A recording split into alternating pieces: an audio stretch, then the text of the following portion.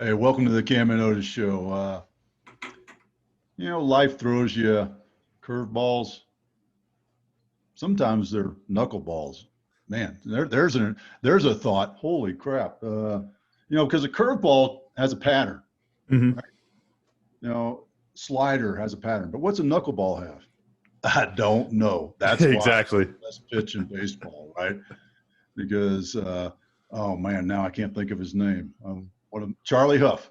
Charlie Huff was a pitcher for the Texas Rangers. Had an amazing career. I don't think he's in the Hall of Fame yet. Should be. He retired probably 20 years ago. Hmm. But Charlie was an amazing knuckleballer. He had a by Major League Baseball standards, an fastball, Right. 90 miles an hour, 89, 88, 89 miles an hour. And the Hmm. only reason you knew it was a fastball is because it went straight down. The thing about Charlie was he threw a knuckleball. Hmm. I can remember seeing times when that knuckleball was looking like a fastball when it leaves his hand. And then it ended up outside on the other side of the batter. I mean, Yep.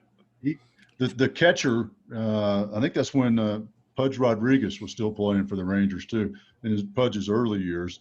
And it's the only way they won a few games was one, the batter would swing at the pitch that was behind him because it was a knuckleball and it was crazy.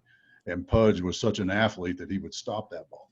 But uh, Well, I but was that's gonna say, talking about knuckleballs, in my experience, I'm not as into baseball as you. It is definitely something where I feel like if you got a good knuckleball, you either are gonna be Hall of Famer, go stay around, have a long career, or you're there for about 2 weeks and you're done.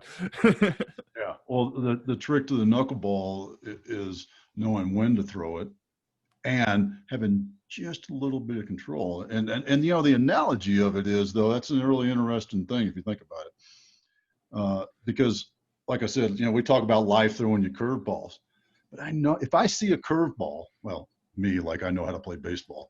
Yeah, gave that up in third grade when a ball hit me in the face. Oh yeah. Uh, but if I see a ball leave the pitcher's hand and I know it's a curveball, I can hit it. Guaranteed. If it's in the strike Hmm. zone, I'll hit it. But if it's a knuckleball, Best you could do is not swing, probably, even if man, you see it. and just that's like just closing your eyes and swinging. I mean, Hmm. because you don't know where that ball is going to go, and that's a really good analogy because what does Yogi Berra, favorite philosopher ever, life imitates baseball, right?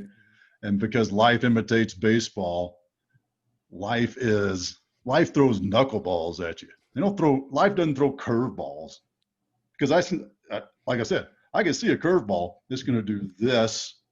It's going to break 10 feet in front of the plate, and it's going to go from up here to down here, and it's Right. going to cross the plate right at my strike zone, and I'm going to knock it out of the park. Knuckleball is going to look like a fastball coming at me, and all of a sudden it's going to change directions somewhere. It may change directions 10 feet from the pitcher. It may change directions 1 foot from the plate and Hmm. drop a foot. That's what life is really about. Life throws knuckleballs, not curveballs. I You think know, that's I my take. I I I love that, and I love it especially because the light just went off on my head as we were talking about things to do for this episode. After we got our knuckleball this morning, we started talking about books, and the book I am reading is from an economist named Frank Knight, and it's called Risk, Uncertainty, and Profit. And one of the things he talks about is how all the time when you talk about COVID, like especially, there's a knuckleball for you, that there's so much going on. It's like, how do we deal with this uncertainty and this risk of doing business? But in reality, those are two very different things, because risk is something that you can measure, that you can, buy insurance for in some cases, things that you can do, when you're looking from the big economic perspective, you can insure against it because it's a calculated risk, right? It's something that you're going to get paid for because you took a risk. So you make back that risk, right? And then you have uncertainty, which is by nature not predictable. And that's a huge distinction that's lacking in a lot of the ways that we talk about things, is separating those two, because they're really completely different. A risky and an uncertain situation are really very, very different at their cores from each other. So I love how we're already flowing back and forth on that, because you set me right into the book there.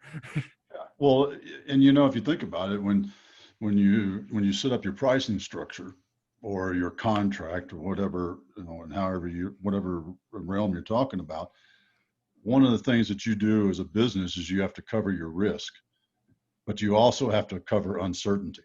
Mm-hmm.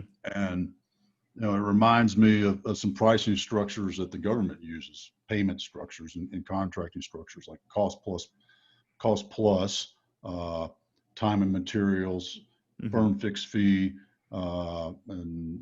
there's several others that I'm just drawing a blank on. But it's interesting because if you think about it, in a fixed fee, so a flat rate, I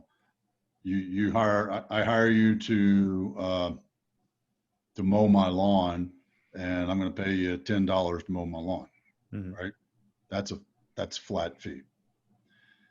And you have to cover your labor and your materials and everything and your profit in that flat fee. Right. Now, I'm going to hire you in a cost plus structure. Then, and then there's, like I said, there's a bunch of derivatives of that with right. bonuses and things like that. But if I'm going to hire you to do a cost plus structure, we're going to set up a structure of, well, you believe it's going to take an hour, so I'm going to pay you $10 for an hour's worth of work, but it ends up taking you we're going to agree on $10 an hour, but it ends up taking you 2 hours. So now I pay you $20. So what that means is me as the client is accepting the risk, and you are covering your risk in that sense. It's a really interesting thing. So when you start talking about your business and how you price structure things in your business, Mm-hmm. how do you cover that risk? Because, for Verby, if I'm hiring Verby for a service, and Verby says, hey, we're going to make you this much money. We're going to make you $100 for your event. You'll be able to Mm-hmm. take $100 out. Okay, well, what's my investment to get $100? So Right. and all those sort of things. So how am I covering my risk in that situation? And I think that's an interesting thing, because really what you're talking about there with these different pricing mechanisms is where it's about aligning incentives and setting it up so that the right person is assuming the risk. A lot of markets, and you could pull any sort of one that you want out of there, that are not working well. Easy example is like a healthcare one, where it's like, okay, everyone can agree, no matter what your feelings are, healthcare market's not working that great right now. But when it's usually happening there is that the wrong people are taking the risk. The wrong people have the incentives to, make the money. And there's all these type of little things like that. And that's one of the things actually when we were problem solving for Verby, because of my experience with nonprofits, is I didn't want the nonprofits to take that risk, because nonprofits are already taking their risk. They're a freaking charity. They're taking a risk by trying to do something by not actually selling anything. They're doing stuff for free. That's the risk that they're taking. They shouldn't be taking the other extra risk of these fundraising events, especially on some hotshot kid from Tucson who thinks that he has a virtual fundraising platform that's going to change things. That's the risk. That's a big risk. That's uncertainty as well of whether or not the platform can work and all these different things there. Then you look at that, it's like, why the hell should the nonprofit be taking all that risk? That's my business's risk. And that's where I think, frankly, some of the competitors I've seen for Verby have been failing, is that they're coming up and they're saying, okay, we're going to front load all of the risk for this event because we have such a great profit. And then they front load it all on the business and say, Otis, I'm going to raise you $50,000 at a fundraising event. I'm going to run it in November. It's going to be perfect. You're going to have all this money. Just pay me $15,000 right now. See you in November. Like, it's going to be great. No nonprofit, especially a small to medium nonprofit, even some larger ones, are going to take that deal, even if the return is good enough, because the risk makes no sense for them. And I think that's really what it comes down to. My favorite example that I was going to pull from that before you tossed me the Verby question is you look at like surgery, and I mentioned medical things. So the surgery prices and a lot of medical costs come in at some, and I'm not going to throw it out there because I'm going to be way off, but it's some huge number of it is based on insurance cost of them ensuring that you're not going to sue. Because if one person sues, that drives up the cost for everything there. And what they've joked about is if you can have another hospital that comes in and says, look, you're going to sign this document, Dad. You can't sue me after the surgery, even if it goes terribly wrong. But this back surgery is $200, not $20,000. Because I don't have to have all these thousands of dollars for lawyers and to be ready for the assumed risk of, because I know, you're doing surgery, you got a 1% failure rate or something there. 1% of those people sue you. That's a lot of money. Usually for most good surgeries, and a lot of the ones that are performed commonly, but even for common surgeries, like, back surgery I got last week, that's a huge portion of that cost that the insurance is covering is probably from their risk. Because if you jack up somebody's back, if you're like that Dr. Death guy in Texas that's just jamming bones and ripping stuff up in people's back, you're going to get sued for a lot of money. And you got to build in that cost somewhere, not to defend the guy who's out there murdering people for that. I think he's finally in jail now after operating for like 10 years or something crazy like that. Sorry, little tangent on the Dr. Death thing. If y'all haven't heard that story, look it up. It's freaking weird and sad story of failed systems. Yeah. Well, the other thing I was going to say that customers use to mitigate risk is branding, or in the contracting world, past performance. So the government, when the government hires a business, they want to see and basically get references, is what it's called. Or it's called past performance, but it's just like getting a reference. Who have you done this sort of operation or this sort of service for before? Right. And how did they like it? I mean, and what is that in the business world? Branding, right? Because, most people aren't going to say, ask for past performers. Now, in the same sense, for what Verbi does and what LTO does, is people want to know, well, who have you done this for before and how did it work out for them? Right. That may or may not be a showstopper depending on people, but it also helps those people, those potential clients that are in your sales funnel, look at you and go, oh, well, he's done it for this kind of business and that kind of business. Mine's here. So I because he's done those sort of things, I think I'm pretty trustworthy. It's a validation that it's not just, the smoke and mirrors of, look at my great sales pitch. Look at all these wonderful things I can do. Smoke and mirrors, capability development, blah, blah, blah, blah, blah, blah, blah. And then find out that, oh crap, it didn't happen. It doesn't exist. You were over promising and under delivering. Right. Exactly. And I think you're really right on that, because I think the branding of that has a lot to do, and your branding strategy there has a lot to do with, of course, how the customer is perceiving you. And then it's something to where you want to be, what information you want to be showing in that sense. If you have testimonials, then you need to be marketing yourself out there as the reliable company who has done this before, guaranteed results, all that kind of stuff. If you don't have that, then you need to do something, Verbi, where you say zero risk pricing. We're so confident that you're not taking on any risk. We're absorbing all of that. That's part of our branding and part of our strategy, because that's how we're showing people that we're confident and that we can do our job, is that we're showing that we're comfortable taking all of that risk. So I think there's a little bit of a nuance there depending on where you're at as a business to get there, because you're right, when it really comes down to it, for most things, people want relationships and then they want the logic behind it. When you talk about sales a lot of the time, and I think I got these numbers right, you might know them and be able to correct me on it, but it's, 40% of people make the sale on emotion, 40% of people make it off of logic, 20% make it off of fear. Now that fear one, looks like a red flag. I thought it was when I first learned this. It's more of the fear of missing out. It's a very simple thing. It's a scarcity. Yeah, exactly. It's not necessarily. Russell Brunson talks about this. Yes, thank you. One of his podcasts, but and what it really is, and actually he talks about it. It's really good how he does this in his podcast. He walks you through it. So another term for emotional buyer is a fast mover. Somebody's like, I want this now. You have something I believe is going to solve this problem that I've got right now, and I want to do it right now. I don't want to wait. I don't want to think about it. That's an emotional buy. Right. You know, that's the, I'm walking through Costco and I need to get a loaf of bread and a bag of lemons.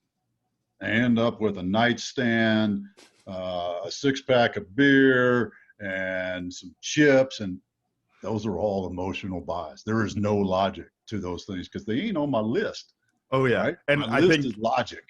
And I think you hit it perfectly with a 6-pack of beer, because that's the funny example. There is what happens is you walked by and you saw the big football ad about the game on Sunday and went, ooh, you know what? I need to be drinking beer with my buddies, because you got the emotional sell of how nice that feels to imagine yourself in that position, because that's what they were advertising.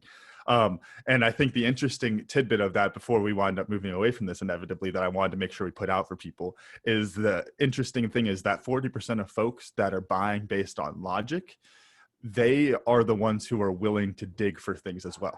So the reason, so not only is the emotional people, are the emotional sale people, the quick sale, the ones who go, oh, that's nice, I like it, I feel like I'm a part of this, whatever it is, and they buy, then not only is that what's going on and why that's your first sell in this situation when you're talking strategy, the other reason is because logic doesn't need to be that first sell, because any logical person who's looking for all of the facts and is going to, who wants to know all of the information about your business and all of the facts that you have, they're willing to read through all of the facts.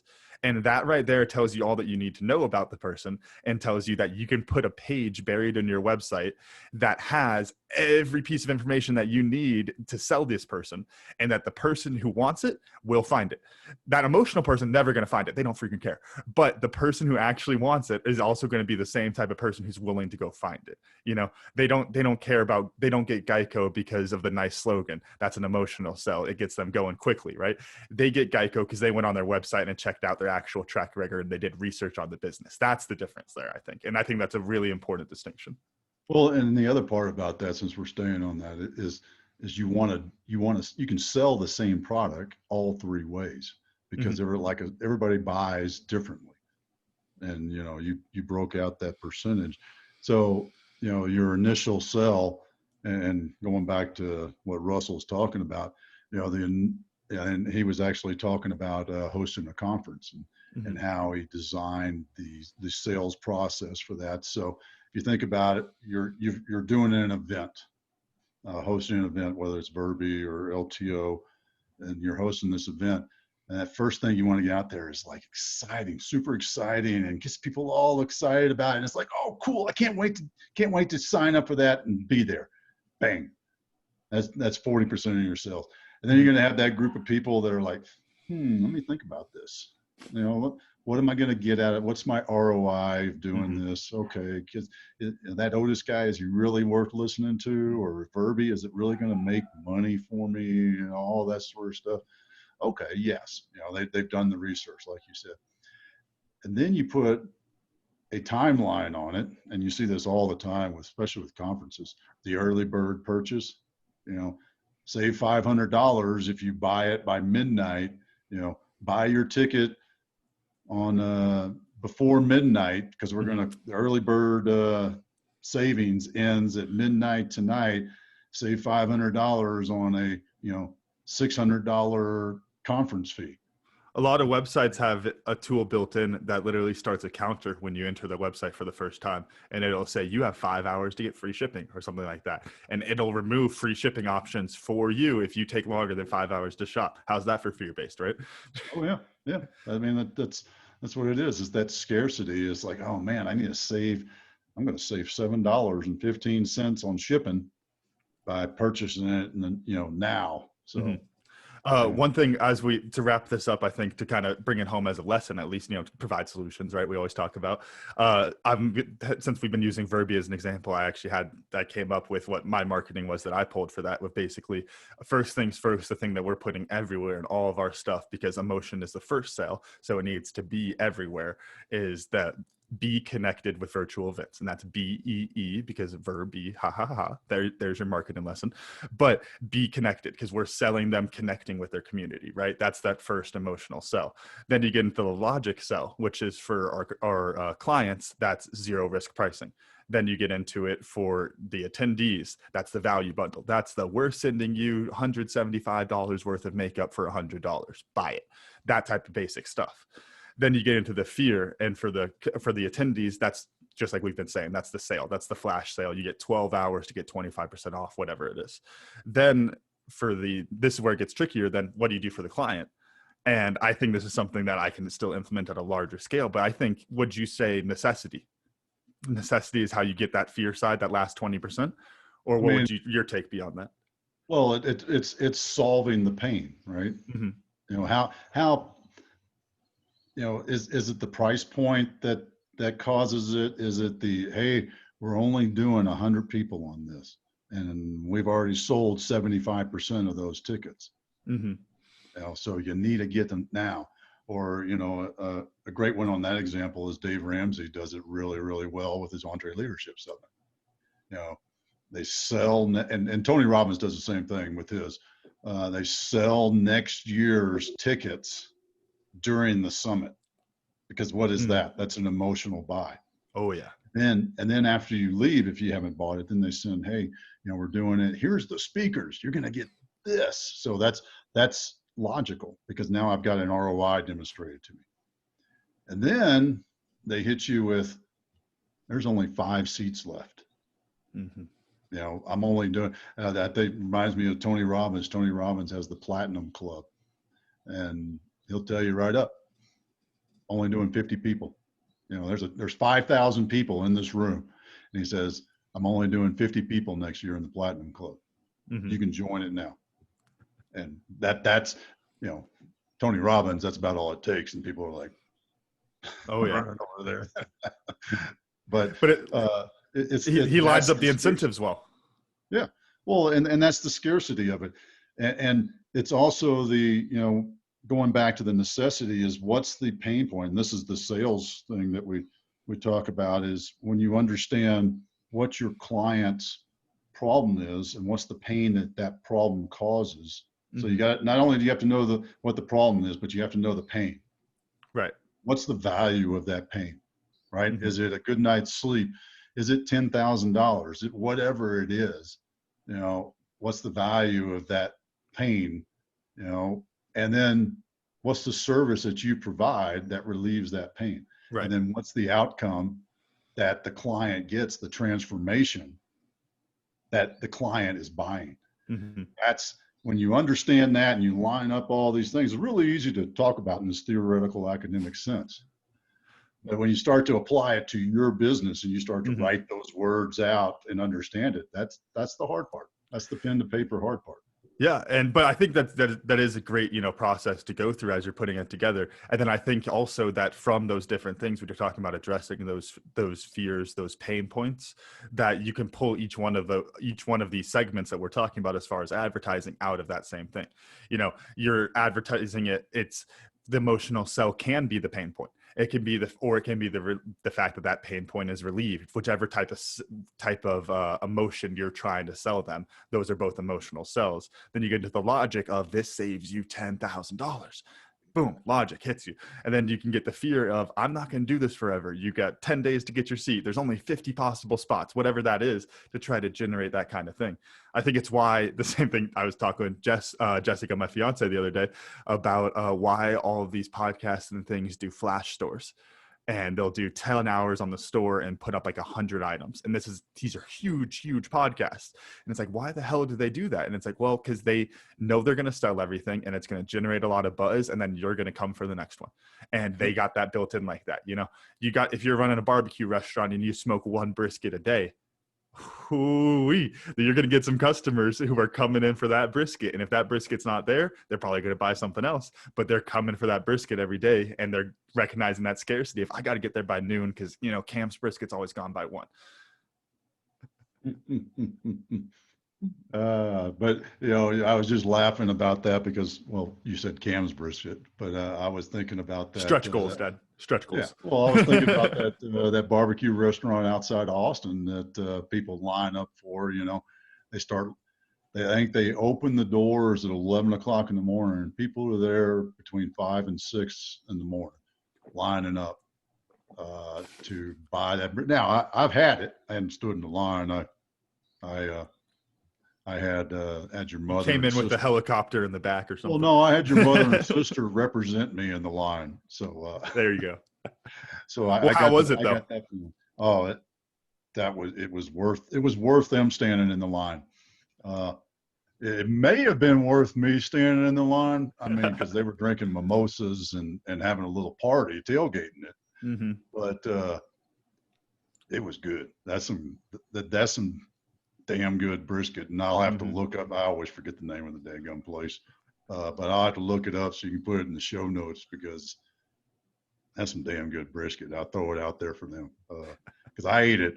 I ate it like that night, late that night. Pulled it out of a paper bag and it was wrapped in like wax paper. It hadn't even been Hmm. in the fridge, just sitting out there on the counter in the hotel room. I just pulled it out and ate it, and I was like, "Oh my god, that is just room temperature." It was good. Let me just tell you, it was I good. love it. Yeah. But hey, that's so I do think that you can learn a lot from these type of businesses, restaurants specifically what we're talking about. They Mm-hmm. have those type of businesses have that fear side down, and it's built into their business model, and it works really, really well for them. All the restaurants. So there's a great pasta restaurant, and I don't know if that's specifically what they are. We get pasta there, but it's all homemade, and they're closed by about 11:30, 12 every single day, and they're only open for lunch. And what they do is grandma gets up in the morning and she puts it all together, and when grandma's done cooking, and that's some of the best food you can get around here. But it's also how much of that is because of the exclusivity that I can't always go get it. And there's your little behavioral economic lesson, because you build in that Well, extra value when you do that, right? it's the donut shop, right? Mm-hmm. I mean, and we're not talking about a scaled donut shop like a Dunkin' Donuts or a Shipley's or anything like that, where they're producing all day. We're talking about the local donut shop that they get up in the morning. Same thing. They get up in the morning, they make their 10 dozen donuts, put it out, and when the last donut is sold, they lock the doors and go home. Mm-hmm. So now there is a little bit of that scarcity driving sales, but it's also kind of like the brisket, because when I think about the brisket, that restaurant in Austin, I'm like, man, well, why don't you buy another smoker? Why don't you do this? Well, it works. Their business model works, and that's where they want to be, Mm-hmm. right? They've decided they don't want to scale, at least at this point. They want to keep it in that realm, and that's how they want to run their business. But when you think about it, I didn't think about this until as I was talking that through. How do you scale something like that? You know what you do Hmm. if you're the business owner? When you start off, you charge $5 a pound, and then you see, wow, man, I'm making some great sales. I sold out at 8 o'clock this morning. Well, we can add in, 15 more pounds to our process, 20 more pounds that we can sell, whatever, right? But only so much. I have a Mm-hmm. finite amount I can make. I make that finite amount, and I'm still selling it for $5 a pound. And I'm still selling out really quick. You know what So I tell what them can to I do? do? You start auctioning Supply, those plates off. well, that or supply. I mean, supply and demand too, Mm-hmm. right? So what's supply and demand? The old economics of supply and demand means, hey, if there ain't enough supply, I can charge more for it. Mm-hmm. That's the theory of the gas. The fuel we put in our cars. That's the theory, and I say that hypothetically because there's a lot more going on than that. Because you can watch. I guarantee gas prices will go up 10 cents in the next couple of days because of Hurricane Laura Mm-hmm. rolling through Cameron, not Camden, Cameron, Louisiana. And I got a friend of mine who runs some refineries down there, told me he would shut them down they'll be shut down from yesterday for at least through the weekend, as Mm-hmm. long as there's not major damage. So that right there, those refineries, just those handful of refineries, 3 or 4 of them, shut down, prices will go up. Whether or not and this is where I think the interesting point is, and where you get to, like, especially on the more macroeconomic scale, where it gets interesting then, is how much does that price move and how much is it justified to move?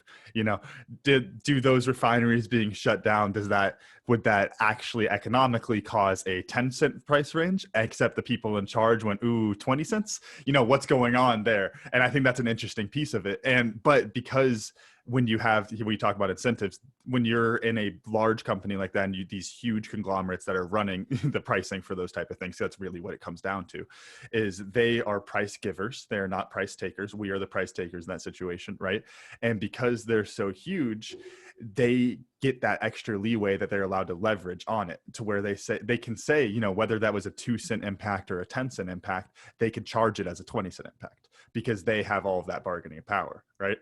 So don't have your quick solution on that one, honestly, because that's one of those just big things get out of control eventually, and you know, you wind up with some really messed up incentive work in there. But that's where you see these price jumps from, is people taking advantage of it. And that's where it gets interesting. You know, I'm going a little bit on a tangent on here, and we can always go back if you want. But when it makes me think of with COVID especially, we have all these products that are running out, and it's interesting because when you think of raising prices for these different products, you think of price gouging.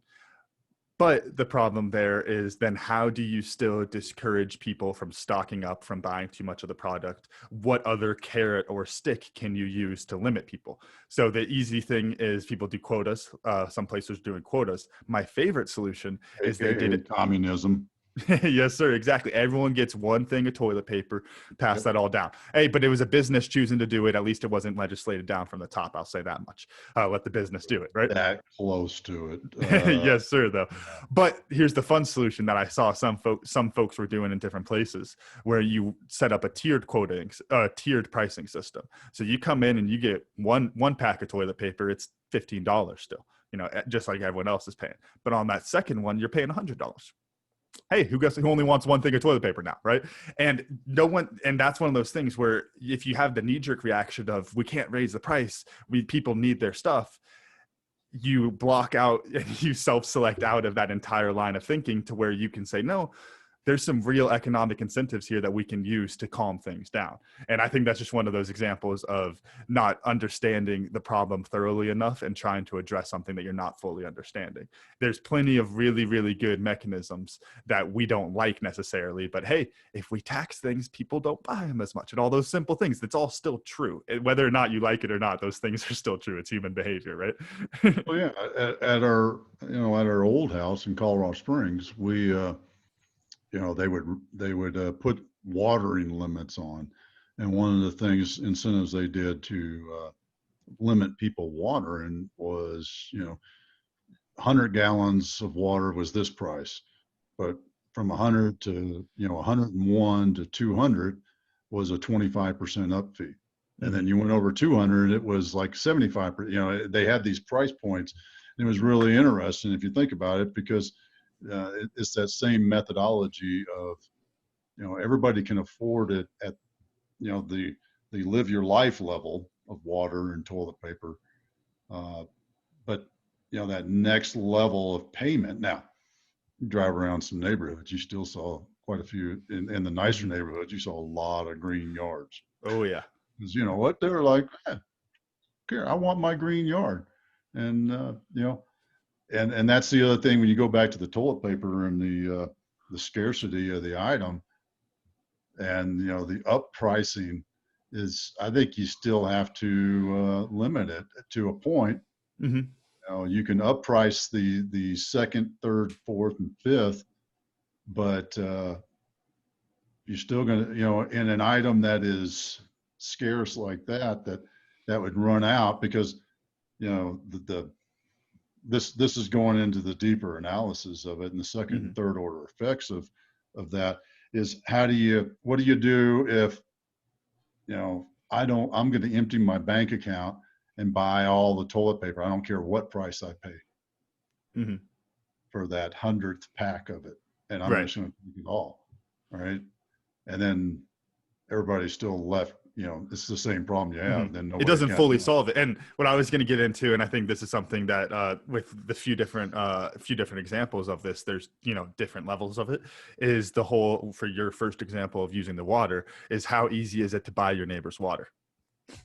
That's the thing there, and that's the problem you get into with the toilet paper on that. Then is how easy is it to stop one person who's going around all over Tucson, all over Arizona, whatever it is, however much effort they want to put into it, because you'll see some people putting crazy effort for this because they're going to price gouge afterwards, but people do it.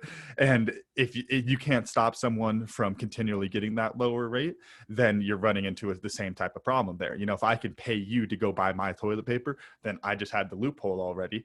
And then the problem of that, then your downside, your second, third order effects, like you're talking about, is your average price of toilet paper has gone up. And then that person's going to get a bigger price on the market if they're out there reselling that toilet paper. But I think that's interesting because we talked about it in the toilet paper example, and we talked about it in the watering example. And the one that comes to mind for me is the different earth sciences and sustainability classes that I've taken, for agriculture and those type of things. One of the things they always talk about is how do you get these big businesses to buy in on these sustainability programs and all these different types of things? What kind of incentives can you do for it? And one of the favorite ones people throw up is like carbon credits. And I think that's the best term for it. I'm not sure. There might be a slightly different term. I might be messing that up. I think that's the general knowledge term. Right. So where basically you are getting paid this credit for doing something good for the environment, right? Well, the problem is that they did that on a global scale and companies sold and bought them. And it's just like I said, how easy is it to buy your neighbor's water? If it's easy to buy your neighbor's water, that system is stupid and will never work. It's kind of hard to buy your neighbor's water, so that system winds up working.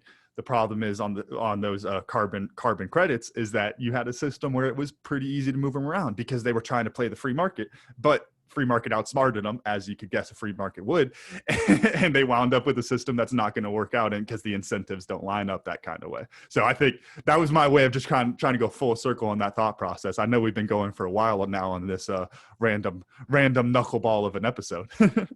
Yeah. Well, and just one more thought on that. When you're buying that toilet paper, was it an emotional or logical buy? Ooh. Or was it a scarcity buy?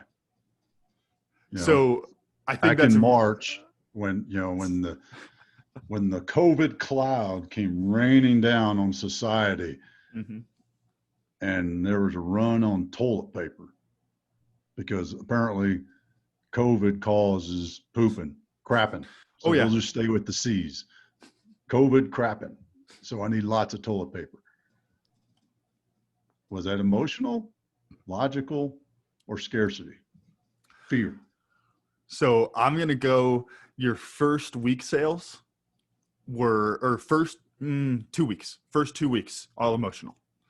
Those were the first people who just got scared of what was going on. They went out and they made that emotional purchase. Then I think we're going to mess up the order a little bit on this, flip it around, because our events, it's not an event as next year. It's a toilet paper is right now. Then I think that's when the scarcity hits, the fear hits, that it is, because that's what really exacerbated this type of impact on the economy, really, when you look at these individual products, is that not only was there some scarcity, that the scarcity gets exacerbated by the fact that everybody knows there's scarcity. Economics, because it's a behavioral science, when you look at it this way, there's lots of self-fulfilling prophecy in that type of sense. It's something to where if we all think the economy is doing great and we all go out and spend money, we make the economy better because we're all out spending money, buying things, supporting our communities.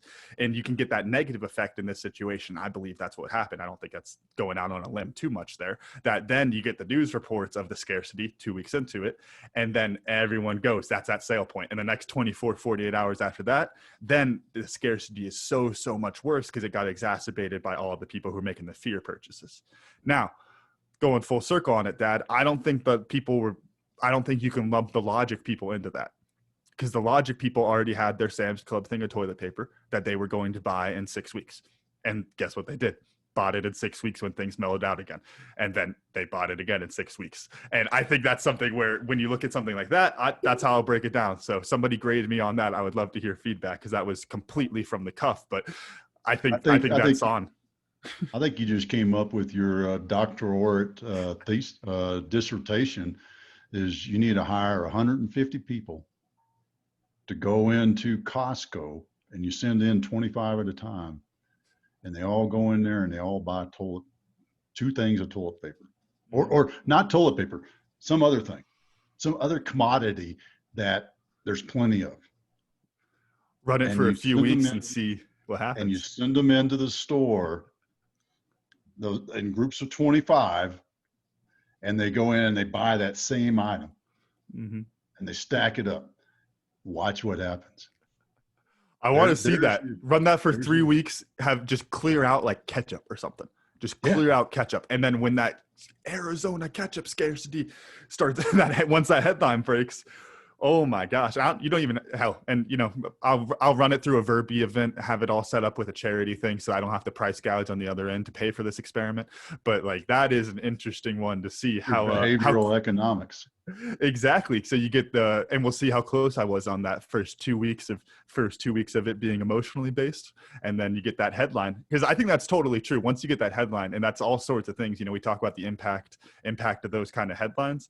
It can do so much for human behavior. A funny video I'll have to send you is just a meme of, Luka Doncic's buzzer beater the other day.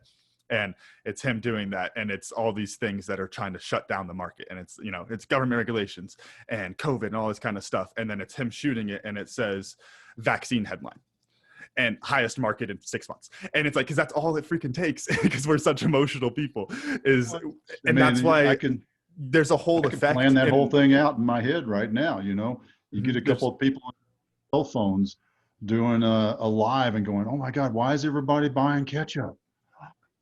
I Are we need to go running get tomato? There ketchup." must be a tomato shortage." Mm-hmm.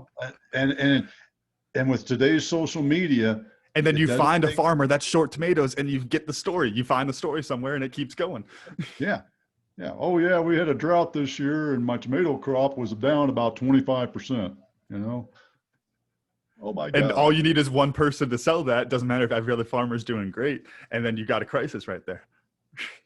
But so on that point though, before we wrap this funny vein that we're on up, there is a behavioral science, like a studied fact about with the stock market, that if there's artificial surges and artificial drops.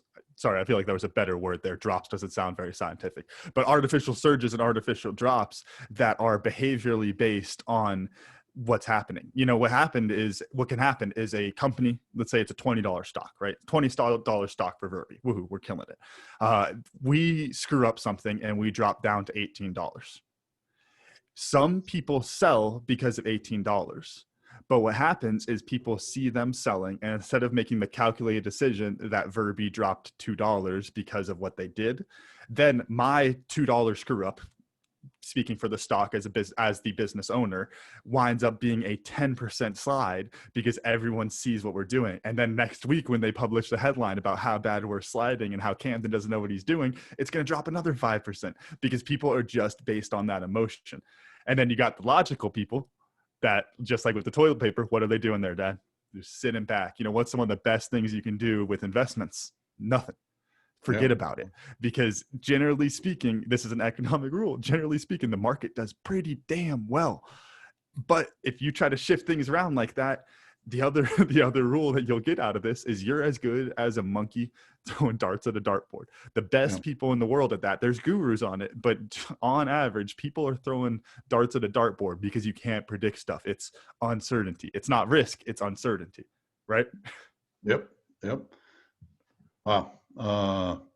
Yeah, we went, I think we were planning to talk about Homer and the Iliad when we started.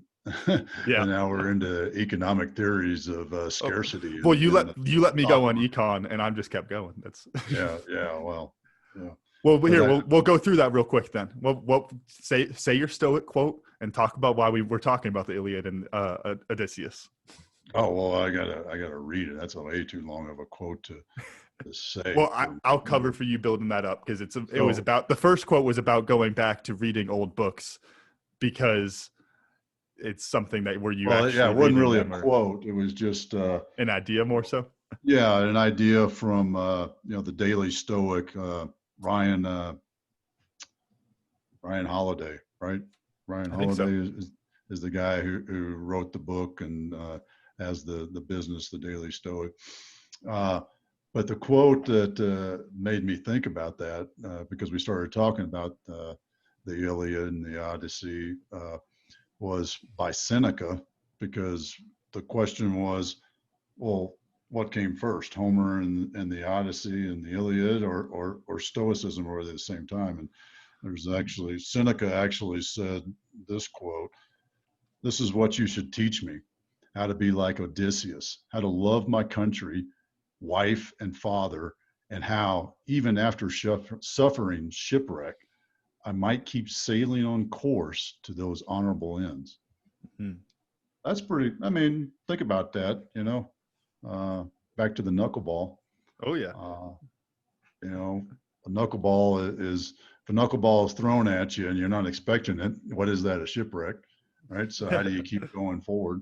How do you like that tie into taking my baseball life philosophy and tying it into my stoicism philosophy?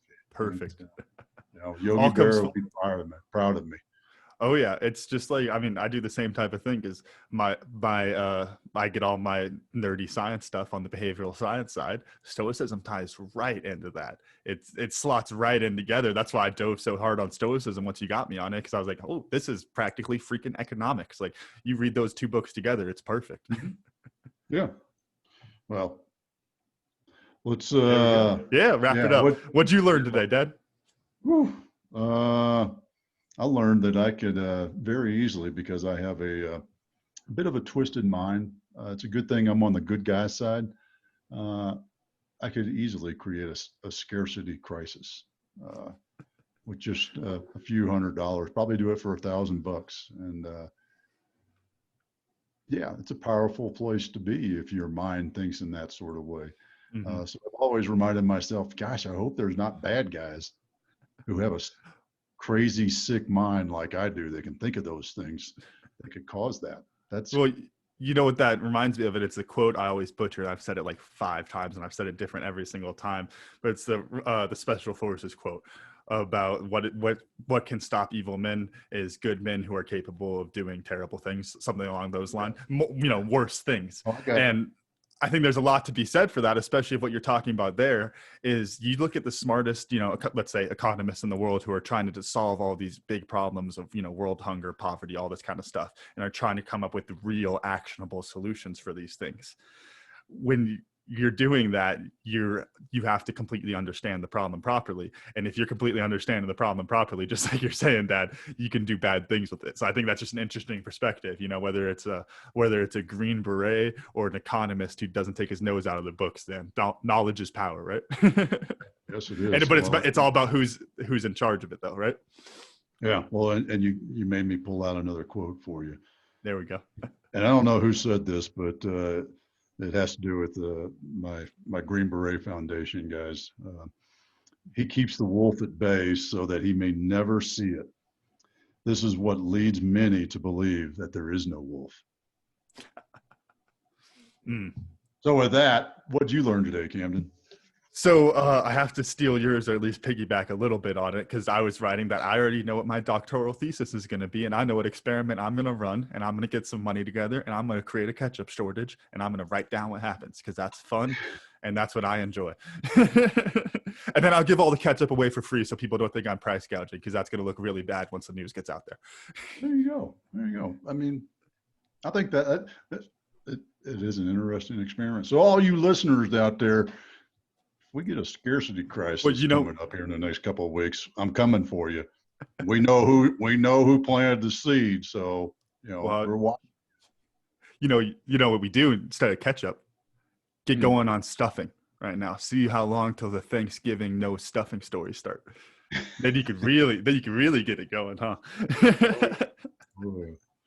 All right. Ooh, Well, all right. Well, this is great. Great stuff. Yeah, this little knuckleball. That was fun though. Yeah, it was. Knuckleballs are fun when you know how to react to them. So Exactly. And what do? Focus on what you can control, accept the things you can't, and have fun with it, right? Keep moving forward. that's right. Keep moving forward. Okay, run us out. All right. Thank you all again for listening to today's show. No special thanks to anybody. Wow, that was a swing and a miss. We didn't have a guest today. So our thank you to our sponsors, MASH, Military and Athletic Strength Hemp Oil, and Verbi Virtual Events. Check out verbi.com for some events coming up soon. By the time this is out, they'll all be announced. You can check out recent episodes of The Cam and Otis Show on Spotify, Apple Podcasts, or wherever you get your podcasts. And check out a full archive at thecamandotisshow.buzzsprout.com. The Cam and Otis Show is on Facebook, Instagram, and Twitter. Thanks again, and we'll see y'all next week.